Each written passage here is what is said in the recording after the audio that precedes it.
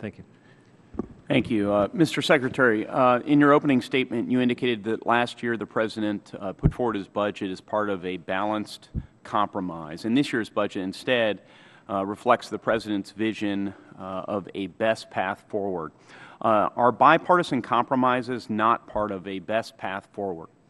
Congressman, as somebody who spent most of my professional life molding bipartisan compromises, bless you, I very much believe that bipartisan compromises are in the best interest of this country, but you usually start with different positions that get worked out. What we did in last year's budget was we kind of cut to the chase to say we almost had an agreement, let's finish it. Frankly, there wasn't a lot of take-up on our proposal. It was out there, and we didn't get it done. At some point, you have to go back and say, we have our view, you have your view, and then we work for a bipartisan compromise. So your view, your best path forward, as indicative in this budget, presumably includes never bringing our nation's accounts into balance.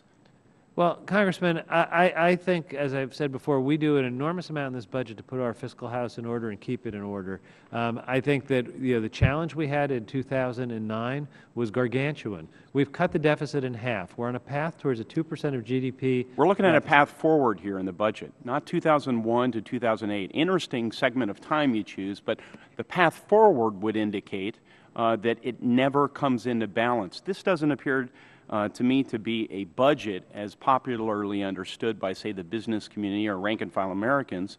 Instead, it's for those of us who celebrate Christmas, a Christmas list.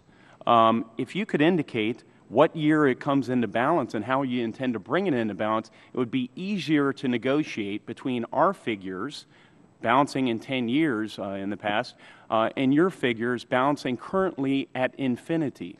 Then bipartisan compromise, as I see it, could happen. What say you, sir? So, Congressman, we came very close to a bipartisan agreement along the lines of last year's budget. That didn't happen, but that didn't come to balance in 10 years. It was not a negotiation about coming to balance in 10 years. We believe that the urgent need right now is to make sure the engine of growth in this country is kicked into high gear. And we've put together a budget that has a responsible fiscal policy and a growth strategy, and we look forward to working in a bipartisan way to reach consensus. If this is your optimal path forward, the country deserves better. History will remember you as the Treasury Secretary who presided over a period when plans were not put forward as our nation started to drown in a sea of red ink.